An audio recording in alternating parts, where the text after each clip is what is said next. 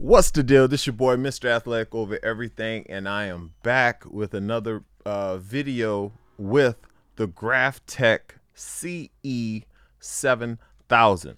Um, I've been on. I've had this thing now for a couple of hours, just playing around with it. I finally got an opportunity to actually plug it up and try to do some cutting or whatnot. And I will say that if you're coming from a Cameo or a Cricut or one of those things, this is basically the equivalent of addition and subtraction stepping up to trigonometry. That's what it feels like. Um, it's not too bad. One of the bad things is that if you're watching this video, this is one of the first videos that any person has really done on this video. I mean, on this particular machine, and I don't know shit.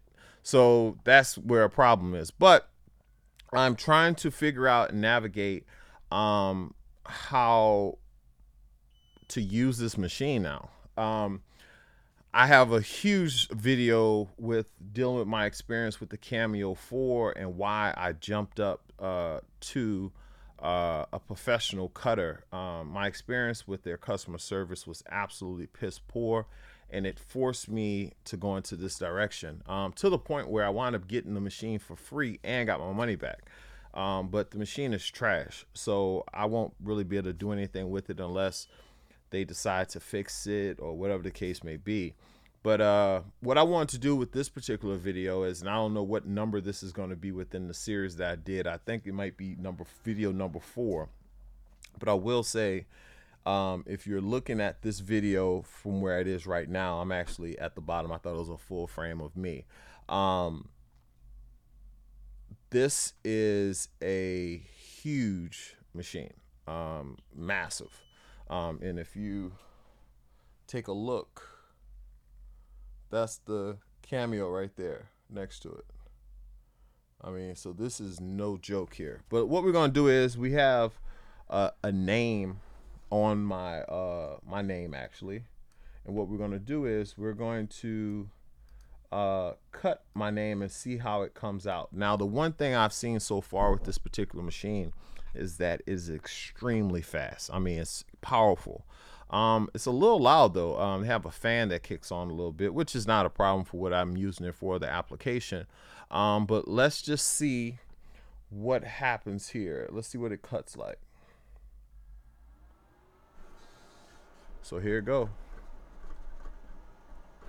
I mean, this is like craziness. And that's finished.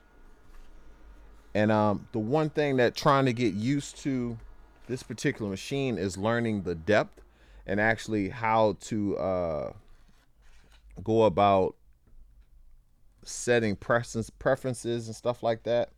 And what I think I'm gonna wind up doing is I'm gonna wind up buying a bunch of needles or a bunch of razors, or I mean a bunch of blades. I'm sorry, and I'm going to uh, have a blade for each material I use. I use a bunch of different materials, so I don't want to be dealing with the blade. It's kind of weird trying to find the right depth and all that kind of stuff. But what we have here is my name, and it's small font.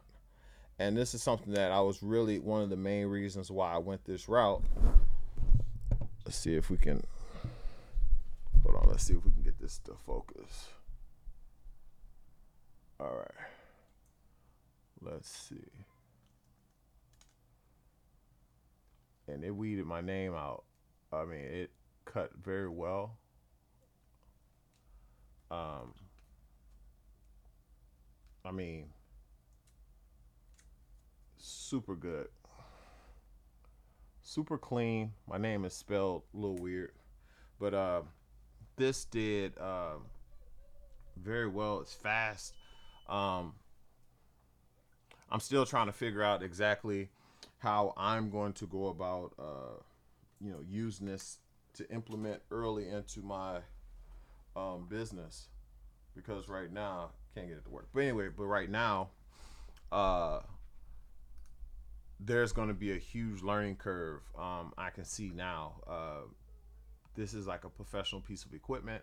The loading of the paper, learning what settings that you need. If in a perfect world, if I could use the silhouette program with the cutter, that would be amazing.